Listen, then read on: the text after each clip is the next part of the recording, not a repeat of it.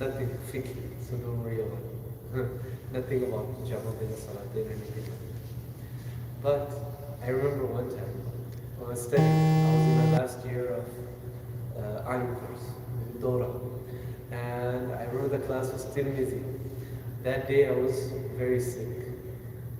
But I came to class. My goal was that year not to miss any hadith in the books, right? Bukhari, Muslim, Tirmizi, Abu Dawud. So that day I was sick. Okay, we did class. In the middle, I asked the teacher, I said, if it's okay, can we stop here? Because I'm not feeling well.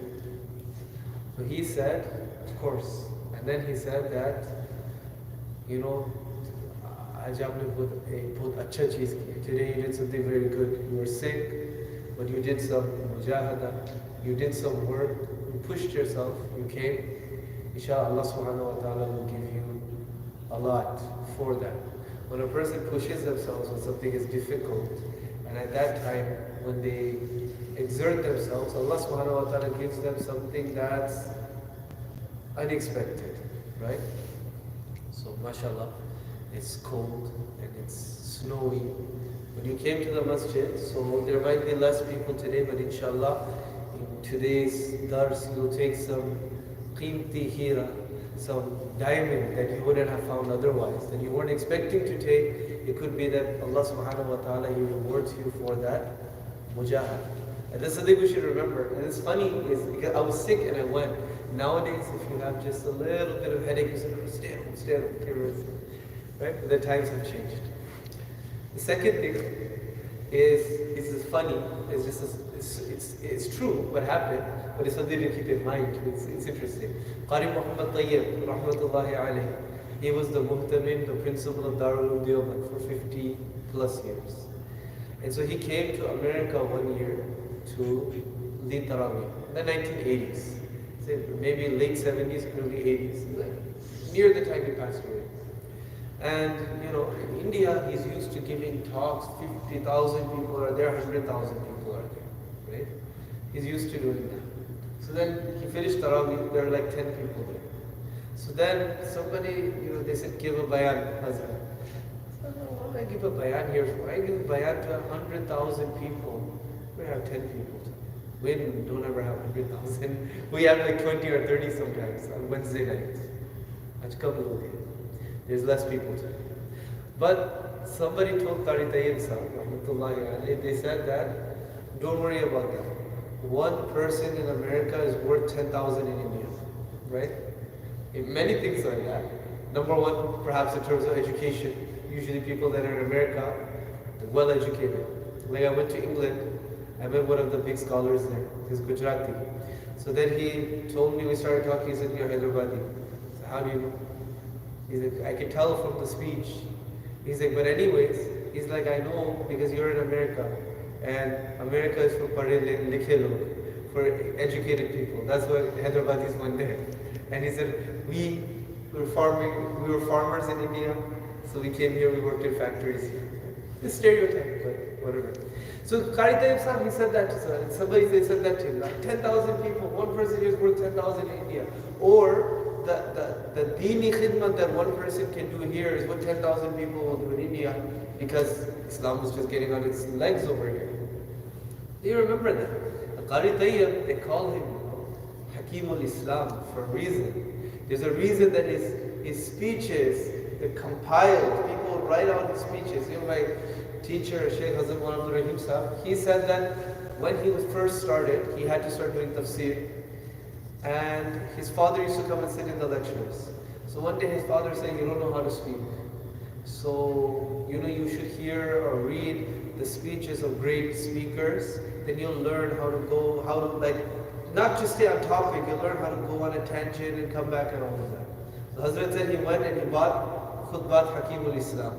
Qari Muhammad Tayyib rahmatullahi alayhi, his khutbah, he bought it that day. He went to the store, he got it. He said every day before going to sleep, he'd read 20, 30 pages from it. He's a great speaker. So he remembered this, so that he began to talk after Tarawih. There were 10 people there. In the middle, one person, he got up and left. That happens, right? You start talking, people, they get up and leave. So he told them, stop. If you leave, the 10,000 people leave. So the guy, he sat down and he listened. So see, today also, Don't leave, inshallah. Because you're worth 10,000. Inshallah. Okay. Inshallah, more than 10,000. Inshallah. Now we come to the hadith. But before that, I told you there were three things. I gave you some amanat from last week. What was one of them? One of them was Sa'ad bin Mu'az and Sa'ad bin Ubadah radiyallahu anhuma. Sa'ad bin Mu'az was the chief of which tribe? Aws or Khazraj? You have 50-50 chance. Sa'ad bin Mu'az from Aws or Khazraj? You could be right. Aws? Aws is correct. Sa'ad bin Mu'az was the leader of the Aws, and Sa'ad bin Ubadah radiyallahu anhuma was the leader of the Khazraj. One way that you could remember, I don't know, it works for me, is that Mu'az should be with a Zal, but we say it with a Za, Mu'az, right? And Khazraj has a Za in there. Two Zas, they don't go together. Okay? Sa'ad bin Mu'az is from Aws. Sa'ad bin Ubadah is from Khazraj. Okay? They're the leaders. That's why did I say that? Because the one who stood up and said to Rasulullah sallallahu alaihi wasallam, Ya Rasulullah, make dua. I'm from the 70,000 that go to Jannah without hisab and azab. Nabi sallallahu alaihi wasallam said, Sabaqaka ukasha or ukasha. It can be read with shadda or without shadda. Nabi sallallahu alaihi wasallam, who did he say that to? Sa'ad bin Ubadah. He was a great person, great sahabi. Second thing is, I said about ruqya, right? Nabi sallallahu alaihi wasallam, he said that the people who will not go to Jahannam, or the people who will go to Jannah, 70,000 that will go without any hisab, without any azab, will enter Jannah. Who are they? They are people, they don't do ruqya, nor do they have ruqya done on them. And along with that, the third thing was, they وَلَا يَتَطَيَّرُونَ. They don't take bad omens. وَعَلَىٰ رَبِّهِمْ يَتَوَكَّلُونَ. And they place their trust on Allah subhanahu wa ta'ala. What this means, because now there's going to be a question that's going to come. And then in some of the narrations, rather than saying yalqun, they say yatakayya, meaning that they don't get cauterized, right? That was a way of, you would brand somebody on a wound, right? So now, the question is, now Rasulullah sallallahu alaihi wasallam, he did ruqya on people. So how can that be, how can Rasulullah sallallahu alaihi wasallam say, these people will enter Jannah without hisab and without azab, that don't do ruqya, but Rasulullah sallallahu alaihi wasallam himself did ruqya? That's the question. The answer, the muhaddithin give a few. Number one, they say what the meaning is that the person, they don't do ruqya with other than the Quran, or at least words and du'as that are known. You understand what's being said. Otherwise, sometimes you go to, a raqi or an amil or pir, and they'll give you some paper, you open it up, you don't know what language it's in, what it says, right? Or they say some words, you don't understand what language they're saying it in. In this, they could be saying things, worshipping the shayateen or other bad sorts of things. A person doesn't get ruqya done like that. That's one explanation. Another explanation is that it's jais, it's permissible, but a higher level of tawakkul is to leave it all together. Now the question is then, why did Rasulullah sallallahu alaihi wasallam do it? Because Rasulullah sallallahu alaihi wasallam is a Nabi. Sometimes he'd have to do things bayanan lil jawaz. He would have to do things to show you that it's permissible. Meaning it's not impermissible, but a higher level is to leave it all together. Why? Because for some people it could lead you from just reading ayat of Quran to going to different people and this amil and thinking that amil has some power in and of himself, right? So both of these are okay. If a person gets ruqya done, it's fine. It's allowed. The third thing, وَلَا يَتَطَيَّرُونَ, this person that he sat down too because he knows he's worth 10,000, right? I'll be very much out.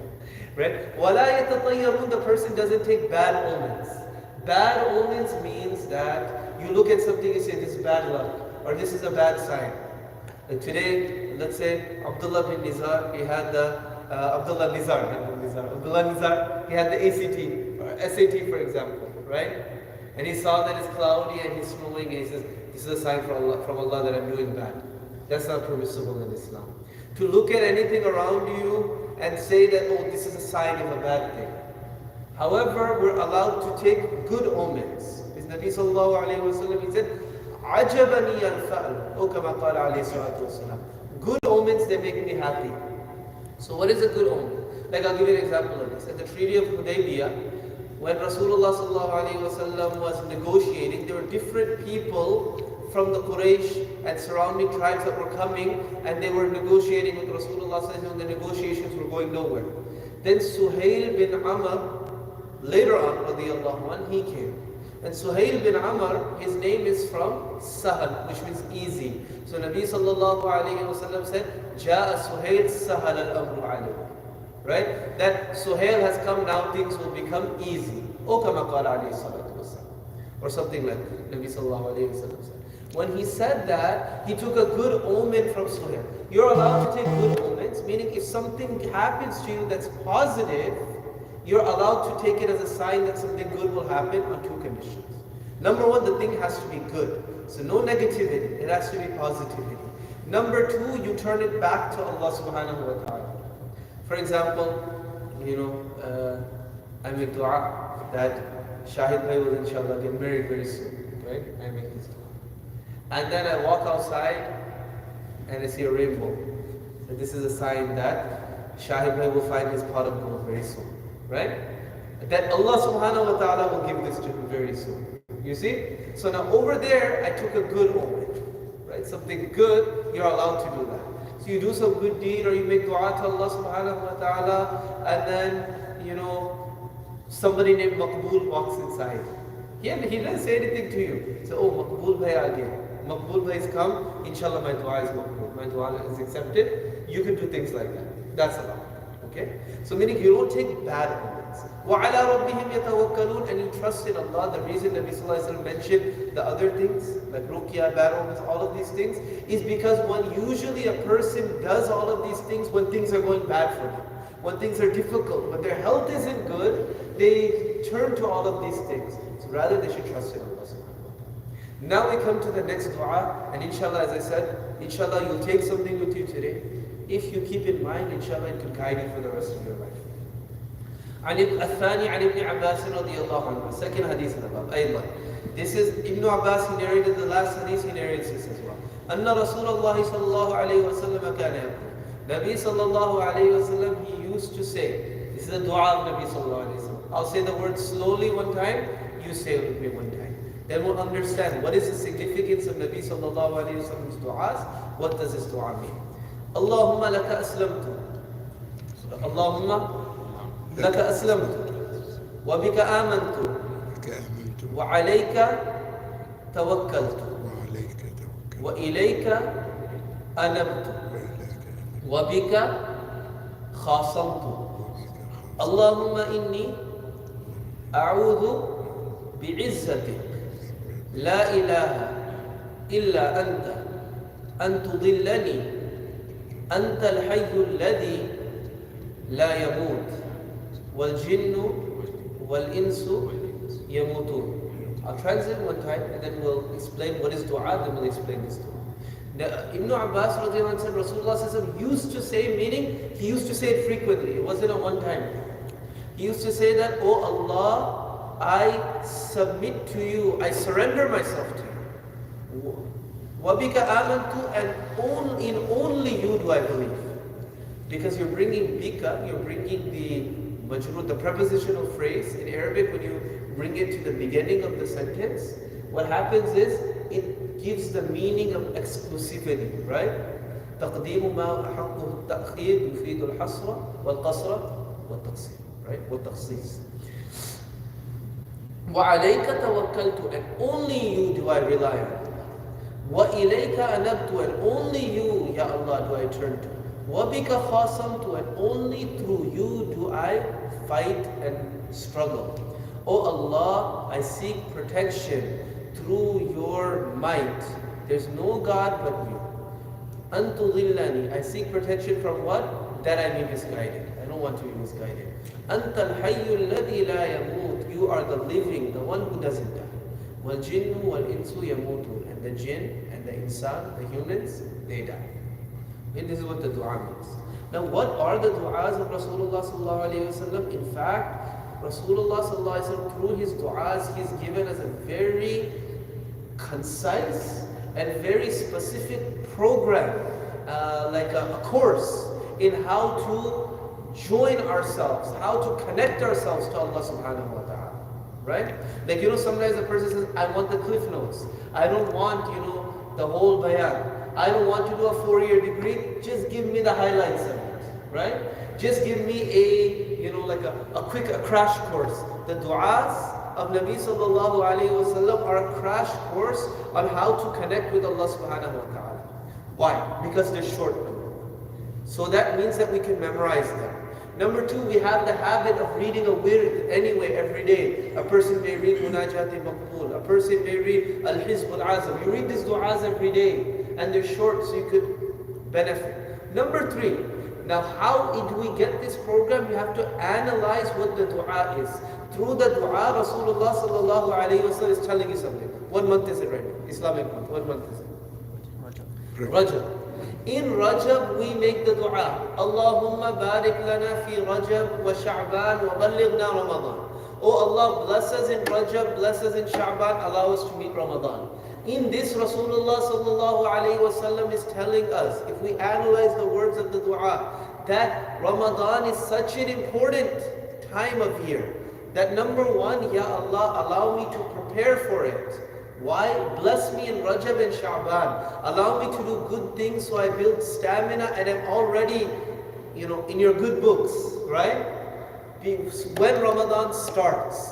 Because, in the first 10 days, there's some people that Allah subhanahu wa ta'ala, immediately Allah subhanahu wa ta'ala, He lets them enter Jannah in the first 10 days of Ramadan. Oh Allah, allow me to do good things in Rajab and Sha'ban so that when Ramadan arrives, at that moment Allah subhanahu wa ta'ala says, I'm a person of Jannah.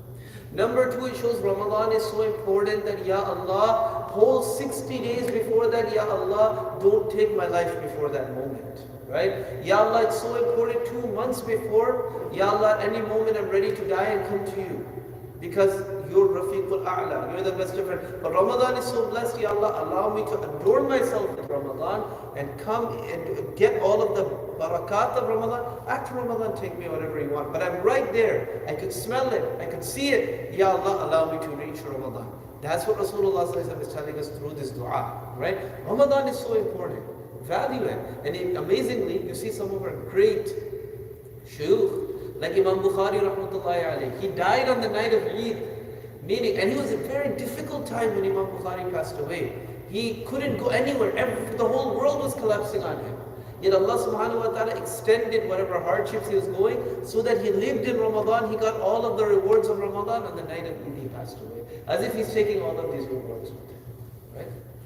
Now, another example of this is the dua Nabi sallallahu alayhi wa sallam, he taught us when we go to a new city.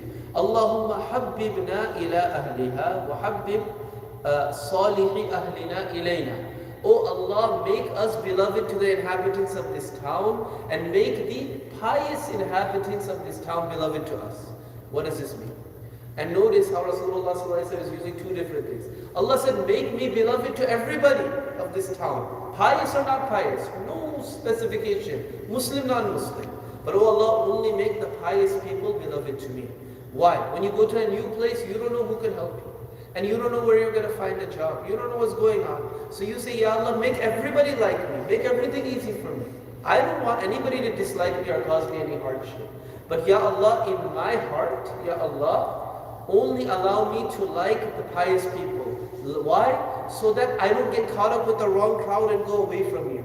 So from this hadith, what are we learning?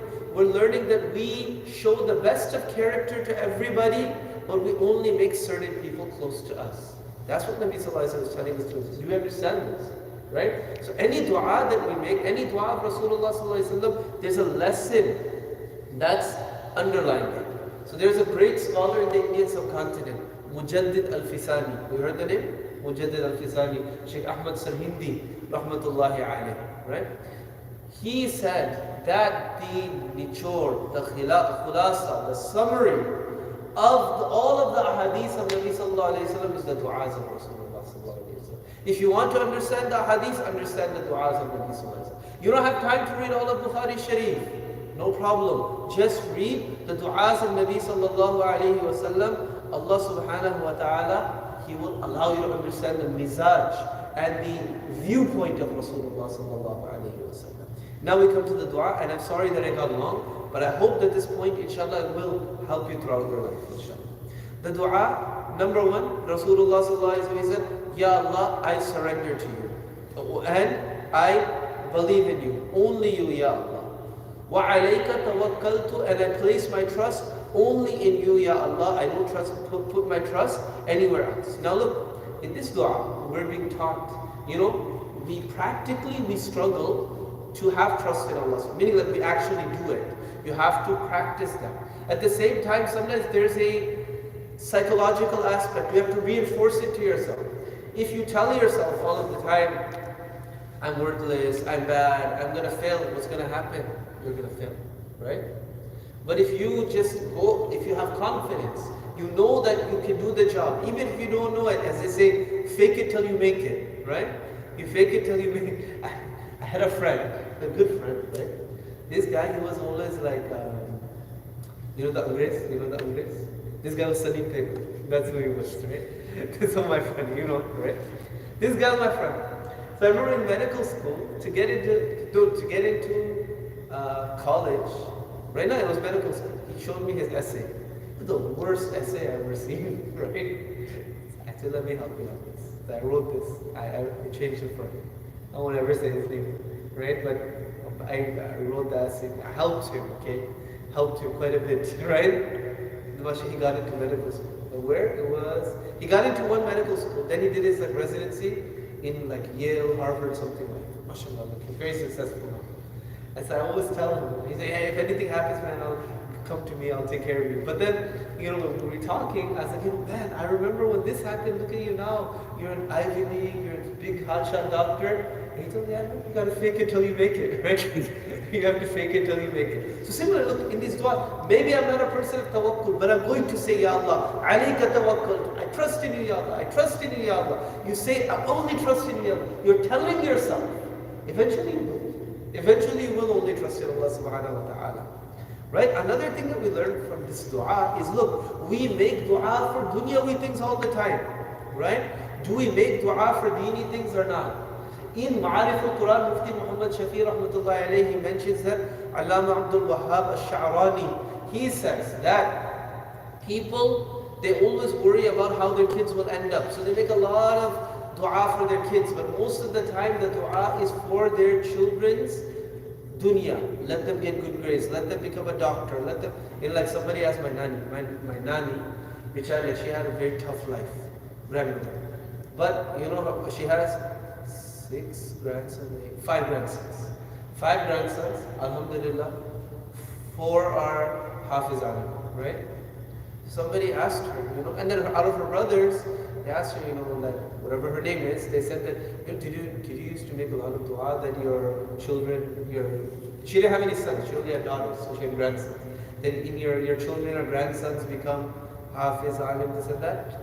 नहीं मैं तो doctor के लिए दुआ करते रहती थी ये आगे. She said I would just make dua for doctors and they become doctor. Each and every one of them become a doctor, become a doctor, become a doctor, become a doctor. None of us are doctors, but her granddaughter is a doctor, right? So okay, he said make dua for the deen. This is what Allama Abdul Wahhab Sha'rani rahmatullahi alayhi says. Make dua for the deen. This will be more effective. Umar ibn Abdul Aziz rahmatullahi alayhi, he was a deeni minded person. He was Khalifa of the Umayyad Empire. So what he did with his children, all of his children, he made them sit with ulama and learn all of these things. His cousins would make fun of him. And his cousins would say to him, your children are going to be nowhere. How are your children going to eat? Right? They'll eat.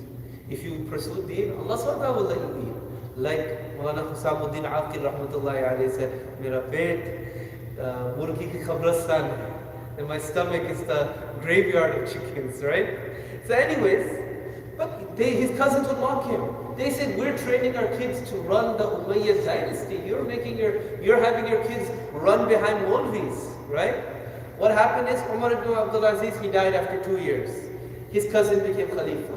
His cousin is trying to find who are going to be his wazirs, who are going to be his advisors. So that he looks in all of his own children, nieces and nephews for people who have the qualities to advise him, to carry this empire forward. In his children, in his nieces and nephews, he didn't find any. Only the people who had the requisites to help run the empire were the children of Umar ibn rahmatullahi. He took care of their deen. Umar ibn Aziz, Allah took care of their dunya. Right? My cousin, he's a big scholar of hadith. In Dar es Salaam, he's like one of the main teachers of hadith there. Right? His father, my Khalid rahmatullahi alayhi, he passed away in 2020. His wife just passed away right now, a few month or two ago. Right? So what's interesting is his father is like not like alim anything. He's just a regular person, my Khalid. But for some reason, when he was a teenager, he just picked up Bukhari Sharif, the translation of it, obviously. He read the whole thing. Right? He used to like to read. So he read the whole Bukhari Sharif as a teenager. And he just loved the hadith. Now, if somebody asks me, I'll say never do that. Don't take Bukhari Sharif and read it and then try to act on it. You'll be so confused. Right? So people here, they ask, we should do Bukhari Sharif dars. Maybe we should, inshallah, so people understand what is Bukhari Sharif. Make dua, if Allah subhanahu wa ta'ala wants, we can do it maybe. But anyways, he did that. If you want to read a hadith book, read Riadul. Anyway, but what happened is he read it, and at that time he used to make dua, oh Allah, make my child a scholar of hadith. That time he wasn't married or anything.